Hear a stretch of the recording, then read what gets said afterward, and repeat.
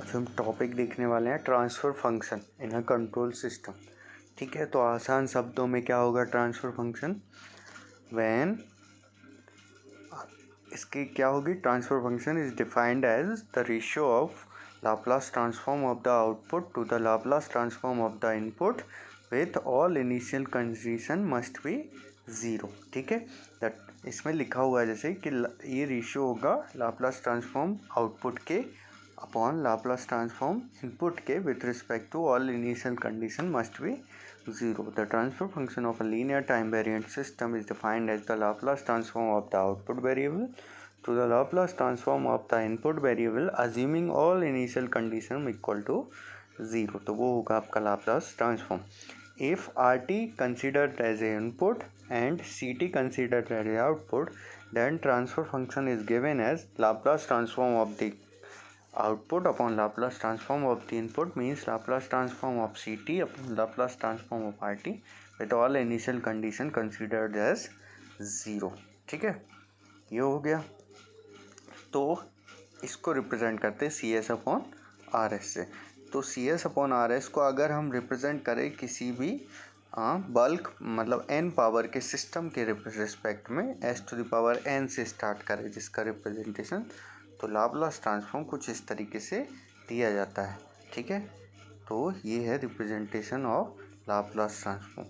ये कांस्टेंट आ जाते हैं ए ज़ीरो और बी ज़ीरो। जब इसका रिप्रेजेंटेशन हम कंसीडर करते हैं और इसको के मान लेते हैं ए ज़ीरो अपॉन बी ज़ीरो को, तो फाइनली जो रिप्रेजेंटेशन ऑफ लाप्लास ट्रांसफॉर्म बनता है वो कहलाता है, वो इस तरीके से दिखता है। ठीक है, वेयर के is called gain of transfer function. के क्या कहलाता है? Gain of transfer function.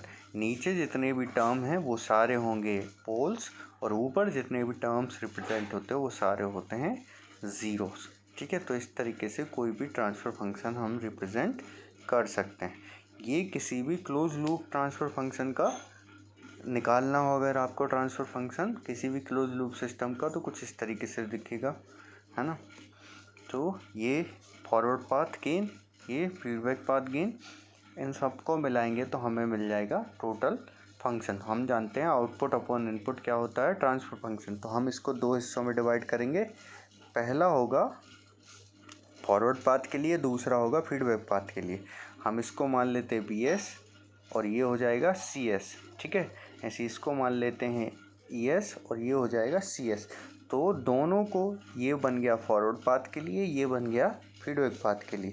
अब हम जानते हैं G S into H S क्या होता है? ओपन लूप ट्रांसफ़र फंक्शन या लूप गेन। और C S upon R S को निकालेंगे तो फाइनली हमें मिलेगा क्या? Total C S upon R S equal to G S upon one plus G S into H S. ये हो जाएगा क्लोज लूप ट्रांसफ़र फंक्शन। तो इस तरीके से हम टोटल क्लोज लूप के लिए भी ट्रांसफ़र फंक्शन निकाल सकते हैं, जिसका फॉर्मुलेशन क्या होगा? जी S upon one plus G S into H S, where H S is called for backward path gain और G S is called forward path gain. ठीक है, आई थिंक आपको क्लियर हो गया। Thank you.